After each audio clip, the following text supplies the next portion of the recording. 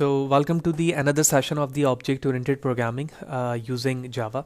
Previously sessions तक हमने object oriented पे जाना कि encapsulation क्या है, कौन से दो तरीके हैं encapsulation के जिनमें हमने access modifier को भी डिस्कस किया और साथ ही साथ getter setter भी हमने देखा. तो प्रीवियसली जितनी सेशंस की वीडियो हैं वो यूट्यूब चैनल पर होंगी. फ़ाद हुसैन CS से सर्च कर पाएंगे और उसके अलावा जो भी कोड होगा वो मेरे ब्लॉग fahadhusaincs.blogspot.com पर जाकर आप फ्रीली वहाँ से डाउनलोड करके यूज़ कर पाएंगे. लिहाजा आज का जो सेशन है वो इनहेरिटेंस पर है. तो इनहेरिटेंस क्या है और टाइप ऑफ द रिलेशनशिप्स क्या है जावा के अंदर, वो सारी चीज़ें हम डिस्कस करेंगे. तो इनहेरिटेंस का या type of the relationship class के दरमियान जो होता है वो दो सेशंस पे डिवाइड होगा. इस सेशन पर हम इनहेरिटेंस में इज़ आ रिलेशनशिप देखेंगे, फिर नेक्स्ट में हम हैज़ आ और पार्ट ऑफ द रिलेशनशिप को देखेंगे. ठीक है, तो टॉपिक का जो टाइटल है वो है रिलेशनशिप ऑफ द क्लासेस. तो रिलेशनशिप ऑफ द क्लासेस क्या है? In object-oriented programming, languages code reuse. The reusability is possible due to the relationship between the classes. तो अगर आप अपने object-oriented programming के अंदर कोड की reusability चाहते हो तो उसके लिए हम relationships करते हैं दो classes के दरमियान. अब ये जो classes के दरमियान relationships हैं ये चार तरीक़ों से हो सकती हैं, जिनमें से पहला तरीका inheritance है, सेकंड एसोसिएशन है, थर्ड हमारे पास एग्रीगेशन है and the fourth and the final is composition. तो ये चार हमारे पास वो टाइप्स की रिलेशनशिप्स हैं जिनके ज़रिए से हम दो क्लासेस के दरमियान रिलेशनशिप करते हैं. इनमें से हमारे पास पहला जो पार्ट है वो इनहेरिटेंस है. तो इस डायग्राम पे भी आप देख रहे हो कि रिलेशनशिप्स जो क्लासेस के दरमियान है उनमें से पहला रिलेशनशिप हमारे पास इज़ आ रिलेशनशिप कहलाता है, जिसको हम इनहेरिटेंस कहते हैं. अब हम समझते हैं कि ये वर्ड इनहेरिटेंस क्या है.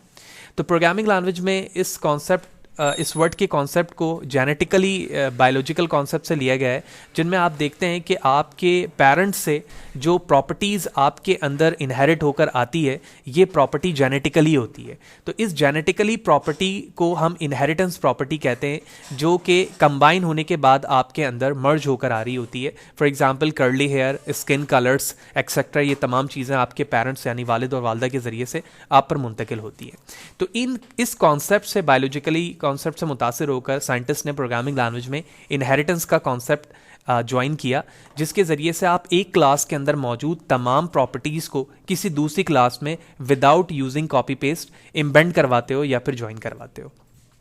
अब इस वर्ड इनहेरिटेंस के अंदर इज़ आ रिलेशनशिप किस चीज़ को डिफाइन करता है, उस चीज़ को हम थ्योरेटिकली भी जानेंगे और प्रैक्टिकली भी देखेंगे. तो is a relationship actually strongly coupled के लिए इस्तेमाल होता है, यानी दो क्लासेस के दरमियान अगर आप रिलेशनशिप देखें और उसमें स्ट्रॉन्गली कपल्ड चीज़ें हों वो जो है वो इज़ आ रिलेशनशिप कहलाती है. जैसे फॉर एग्जाम्पल अगर हम रियल लाइफ में देखें कि Ahmad actually is a parent and Ali is the son. So Ali is a son of the Ahmed, यहाँ पर एक स्ट्रॉन्गली रिलेशनशिप डिफाइन करता है. इसी तरह से कार एक व्हीकल्स की फैमिली से बिलोंग करती है, तो इन दोनों के दरमियान एक स्ट्रॉन्गली रिलेशन है. ठीक है, इनमें से ऐसा नहीं हो सकता कि हम किसी चीज़ को भी थोड़ी देर के लिए इग्नोर करके ये कह दें कि वो एक दूसरे पर डिपेंड नहीं कर रहे हैं. दोनों एक दूसरे पर डिपेंड करते हैं अगर वो वाकयातन इन दोनों के दरमियान रिलेशनशिप को बनाकर रखा हुआ है या इन दोनों के दरमियान रिलेशन मौजूद है. तो ये बेसिक डेफिनेशन थी इज़ आ रिलेशनशिप, जिसमें हम स्ट्रॉन्गली रिलेशन बनाते हैं दो क्लासेस के दरमियान. दूसरी इंपॉर्टेंट डिफरेंस ये है कि अगर आपने क्लास नंबर 1 के अंदर कोई चेंजिंग की तो क्लास 2 के अंदर वो तमाम चेंजिंग खुद ब खुद ऐड हो जाती है. तो जब आप कार के अंदर कोई चेंजिंग करोगे जस्ट फॉर द एग्जांपल, तो उसके बावजूद भी व्हीकल्स पर उसका इंपैक्ट पड़ेगा कि यानी कार की प्रॉपर्टी चेंज हो जाएगी. ठीक है, लेकिन वो ग्रुप ऑफ व्हीकल्स के अंदर ही रहेगा, व्हीकल से बाहर नहीं जाएगा. तो इस चीज़ को हम स्ट्रांगली कपल्ड कह रहे होते हैं इनहेरिटेंस के फॉर्म पर. अब हम बात करेंगे टाइप ऑफ द इनहेरिटेंस. ये तमाम जितने भी टाइप्स हैं वो इज़ आ रिलेशनशिप पर आते हैं. तो और इज़ आ के हवाले से हम जान चुके हैं कि स्ट्रांगली कपल्ड हैं. क्लास 1 के अंदर चेंजिंग करने से उसका इफेक्ट बी पे पड़ रहा होता है या 2 पे पड़ रहा होता है. तो सबसे पहले जो टाइप्स ऑफ इनहेरिटेंस में हमारे पास है जिसको हम कहते हैं सिंगल लेवल इनहेरिटेंस. उसके बाद हमारे पास पार्ट 2 है या टाइप 2 है जिसको हम मल्टी लेवल इनहेरिटेंस कहते हैं. थर्ड टाइप के पास हमारे पास हिरारिकल इनहेरिटेंस आ रहा होता है. फोर्थ में हमारे पास हाइब्रिड है और फिफ्थ के अंदर हमारे पास मल्टीपल इनहेरिटेंस है. अगर आप पार्ट 1 में देखो तो यहाँ पर हमारे पास एक क्लास है ए, और इस ए क्लास को जो कि सुपर क्लास या जिसको हम पेरेंट क्लास भी कहते हैं, उसकी तमाम प्रॉपर्टी बाय यूजिंग इनहेरिटेंस यानी इज अ रिलेशनशिप मैं बी के अंदर लाना चाहता हूँ. इसी तरह से हमारे पास 3 क्लासेस हैं, ए, बी और सी, और इन तीनों के दरमियान हम मल्टी लेवल इनहेरिटेंस करना चाहते हैं, यानी वन क्लास ए की प्रॉपर्टी बी में लाना चाहता हूं, तो इस वक्त बी जो है वो कॉम्बिनेशन ऑफ ए और बी हो गई, यानी मैं प्लस साइन बना रहा हूं, और उसके बाद इस बी को सी से इनहेरिट करवा दूंगा, तो अब ये ए प्लस बी प्लस सी हो जाएगी, तो ये मल्टी लेवल कराएगा।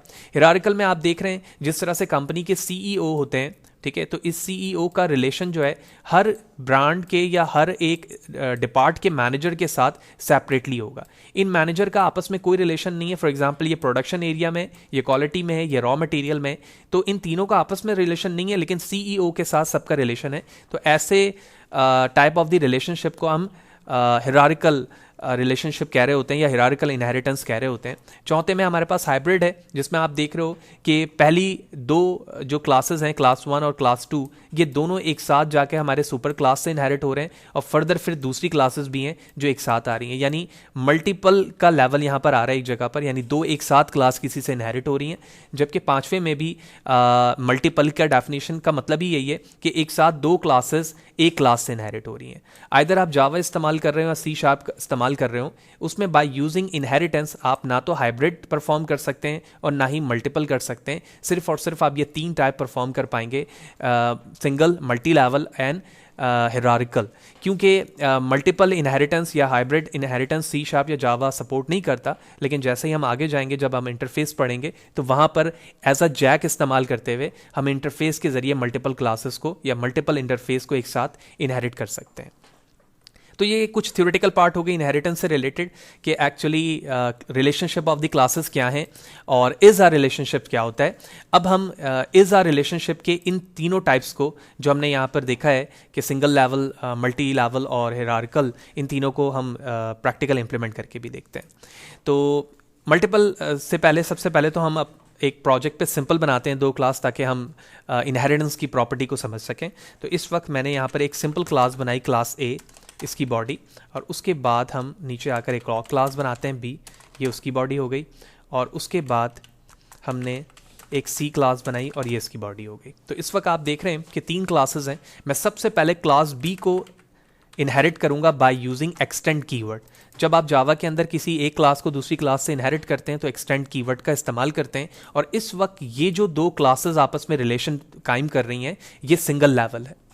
अब इसको मीनिंगफुल एग्जाम्पल में कन्वर्ट करने के लिए मैं यहां पर आकर एक मेथड बनाता हूं, पब्लिक वॉइड ए मेथड, ठीक है, और उसके बाद मैंने इसकी बॉडी बना दी, और इसी तरह से आप यहां पर जो चीज़ लिखना चाहते हैं वो लिख सकते हैं। तो मैंने just for the understanding a method लिख दिया। उसके बाद मैंने इसी मेथड को कॉपी कर लिया। आप चाहे डायरेक्टली मेथड लिख लें, सिर्फ मैं नाम रिप्लेस कर रहा हूं ताकि जब ये मेथड कॉल किया जाए तो हमें पता हो। तो अब आप यहाँ देख सकते हैं कि क्लास ए के अंदर इस वक्त ए मेथड है, क्लास बी के अंदर इस वक्त बी मेथड है, और अगर मैं बी का ऑब्जेक्ट बनाऊंगा तो वो मुझे ए मेथड भी देगा और बी मेथड भी देगा। लिहाजा इसके लिए मैं यहाँ पे बी का ऑब्जेक्ट क्रिएट करता हूँ, और उसके बाद OBJ के जरिए से जब मैं डॉट प्रेस करूंगा तो आप देख रहे हैं यहाँ पर ए मेथड भी आ रहा है और उसके साथ बी मेथड भी दिख रहा है। तो मैंने ए को भी कॉल किया और उसके साथ साथ बी को भी कॉल कर लिया। तो दोनों मेथड्स को हम कॉल करते हैं और अपने कोड को एग्जीक्यूट करते हैं। तो इस वक्त सिंगल लेवल इनहेरिटेंस यहाँ पर सक्सेसफुली रन हो चुका है और हमें दिख रहा है। स्ट्रांगली कपल्ड जो मैंने बिल्कुल स्टार्टिंग पे बताया था कि जो इज अ रिलेशनशिप है वो स्ट्रांगली कपल्ड होता है, यानी अगर आप क्लास ए में कोई चेंजिंग करेंगे उसका इफेक्ट डायरेक्टली बी पे पड़ेगा।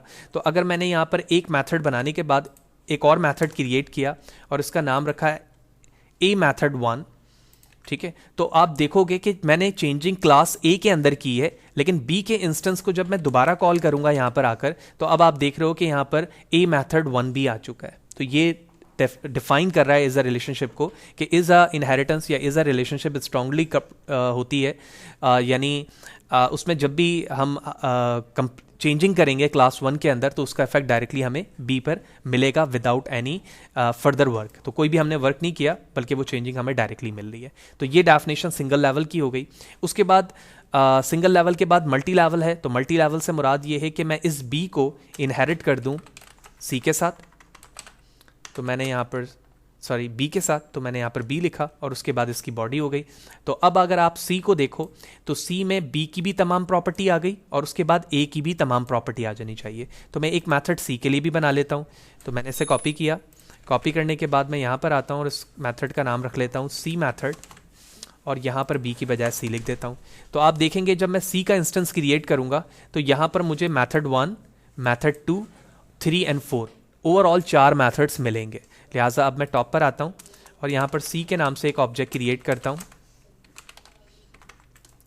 और उसके बाद obj जब 1 कॉल करूँगा तो आप देख रहे हैं यहाँ पर A method 1, B method and C method सारे मुझे कॉल हो रहे हैं और मैं जिसको चाहूँ यहाँ पर कॉल करके इसको डिस्प्ले करवा सकता हूँ। तो मैंने इसका इंस्टेंस क्रिएट किया, उसके बाद प्रोग्राम रन किया, तो बाकी फर्दर कोड तो वैसे ही चलेंगे लेकिन साथ ही साथ उसके सी मेथड भी यहाँ पर कॉल हो रहा है जिसको मैंने यहाँ पर कॉल करके दिखाया।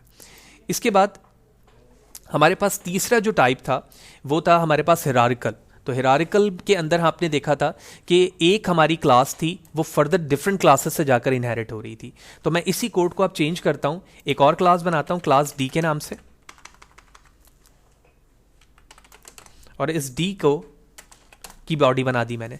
अब इस क्लास ए को बी से इनहेरिट किया गया है, सी में भी मैं क्लास ए को कॉल करूंगा और उसके बाद डी में भी मैं क्लास ए को ही कॉल करूंगा। That's it. और उसके बाद अगर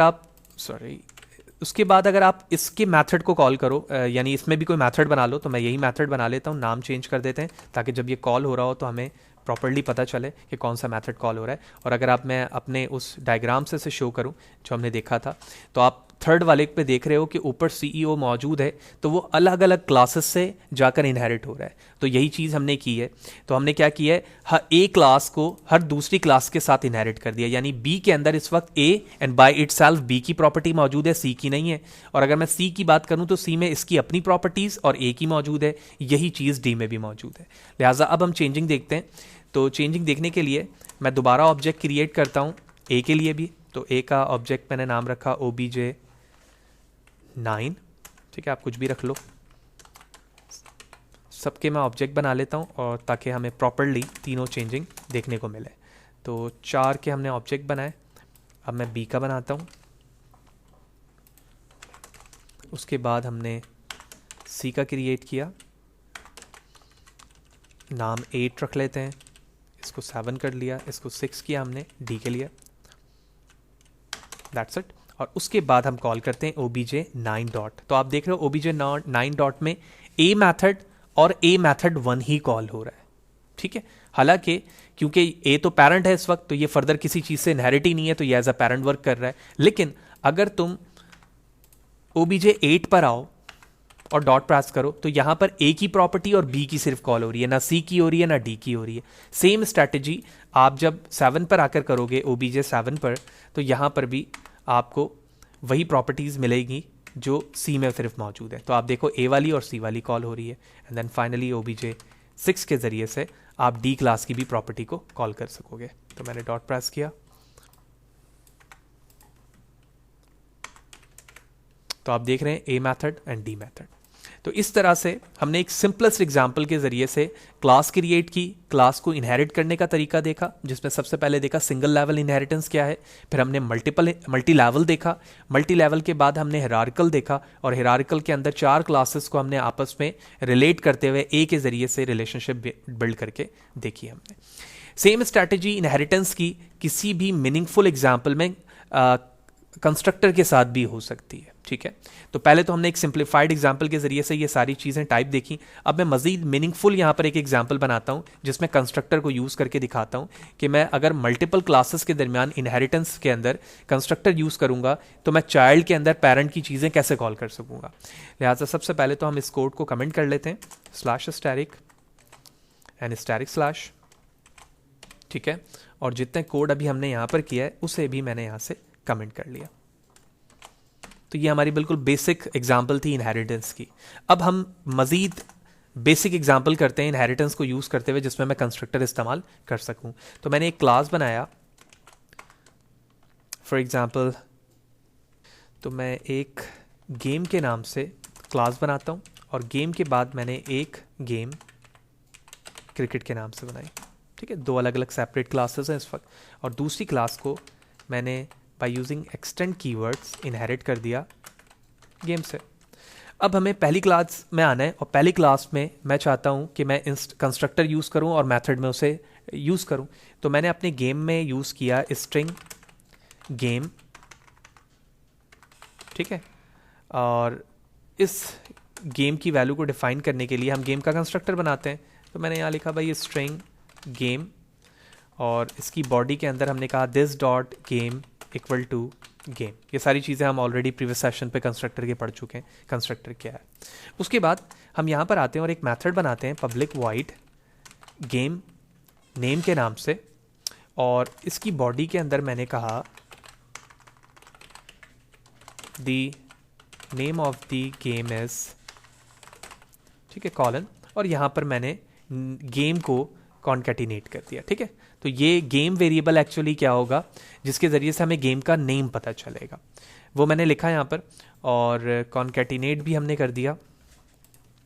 अब हम क्या करते हैं, सेकंड क्लास में आते हैं। देखो जैसे मैंने सेकंड क्लास में एक्सेस किया तो हमें एरर क्या मिल रहा है, constructor game is class can not be applied to given type. यानी आप जिस क्लास को इनहेरिट कर रहे हो यहाँ पर उसमें कंस्ट्रक्टर की वैल्यू तो है ही नहीं।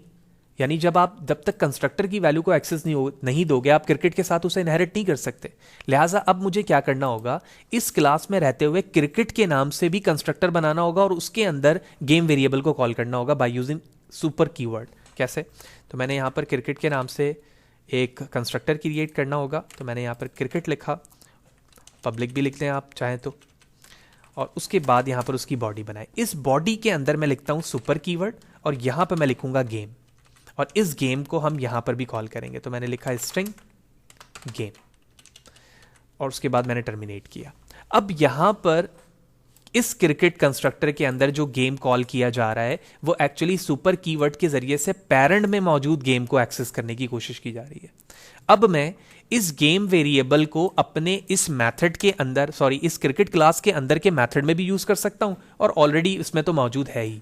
तो मैंने इससे कॉपी किया, यहां पर पेस्ट किया इसी मेथड को, और जहां पर गेम नेम लिखा हुआ है ना यहां पर मैंने लिख दिया क्रिकेट नेम, ठीक है, क्रिकेट नेम लिखा, और क्रिकेट नेम पे लिखने के बाद मैंने लिख दिया the name of the cricket is variable game, that's it. तो ये एक सेपरेट क्लास है, ये एक सेपरेट क्लास है। मैंने क्रिकेट के अंदर गेम वाली क्लास को इनहेरिट कर लिया है और अब क्रिकेट के जरिए से मैं चाहूं तो इसे भी एक्सेस कर सकता हूं और इसे भी कर सकता हूं। लेट्स सी, मैंने क्रिकेट को यहां से कॉपी किया, कॉपी करने के बाद यहां पर इसका इंस्टेंस बना रहा हूं, और जैसे मैंने ब्रैकेट ओपन किया और कंट्रोल के साथ जब आप स्पेस करोगे तो आप देखोगे क्रिकेट के साथ यहां लिखा रहा है स्ट्रिंग गेम, यानी वो पैरामीटर जो आपने अपने चाइल्ड क्लास के अंदर एज अ कंस्ट्रक्टर पास किया सुपर कीवर्ड के जरिए। अब मैं यहां पे लिखता हूं इन्वर्टेड कॉमा ODI, ठीक है। तो मैंने ODI यहां पे लिखा, टर्मिनेट किया। अब मैं OB डॉट के जरिए से देखो गेम वेरिएबल को यहां पे कॉल कर रहा हूं जो कि स्ट्रिंग है, और क्रिकेट नेम को भी। तो मैंने क्रिकेट नेम कॉल किया। अब जो क्रिकेट नेम है यहां पर वो इस मेथड के जरिए से चीजों को एक्सेस कर लेगा। तो अब मैंने क्रिकेट नेम को लिखा और उसके बाद प्रोग्राम रन किया, तो आप देखेंगे कि जो नीचे क्लास मौजूद थी जिसमें मैंने लिखा है the name of the cricket, वो यहाँ पर एक्सेसिबल है और उसके ज़रिए से मैं ये काम कर पा रहा हूँ। बिल्कुल इसी तरह मैं चाहूँ तो इस OB इंस्टेंस के ज़रिए से गेम में मौजूद गेम नेम वाले मेथड को भी कॉल कर सकता हूँ। लिहाजा मैंने गेम नेम वाले मेथड को यहाँ पर लिखा और उसके बाद अपने कोड को एग्जीक्यूट किया। आप देखेंगे यहाँ पर the name of the game is ODI लिखा हुआ आया, जबकि दूसरे वाले में the name of the cricket लिखा हुआ था जो सक्सेसफुली चला। तो इस तरह से हमने देखा कि सिंगल लेवल, मल्टीपल या मल्टी लेवल के अंदर आप किस तरह से एक क्लास में मौजूद कंस्ट्रक्टर को किसी दूसरी क्लास के अंदर यूज करते हुए अपने पेरेंट क्लास को भी एक्सेस कर सकते हो और अपने चाइल्ड क्लास को भी एक्सेस करते हुए अपने उस इंस्टेंस को या उस वेरिएबल को डिस्प्ले करवा सकते हो जो हम चाहते हैं। तो इस सेशन पे ओवरऑल हमने देखा कि रिलेशनशिप्स क्या हैं, उसके बाद हमने देखा इन रिलेशनशिप में इज अ रिलेशनशिप से क्या मुराद है, जो कि इनहेरिटेंस है, इनहेरिटेंस के कितने टाइप्स हैं और 3 जो मुमकिन हैं वो कौन कौन से हैं और किस तरह से इंप्लीमेंट किए जाते हैं, वो हमने यहाँ पर भी किया। नेक्स्ट सेशन पे जाएंगे तो अब रिलेशनशिप में हम देखेंगे कि हमारे पास सेकंड जो रिलेशनशिप है यानी एसोसिएशन, वो क्या है, एग्रीगेशन एंड कॉम्पोजिशन, इन तीनों चीज़ों को डिस्कस करेंगे।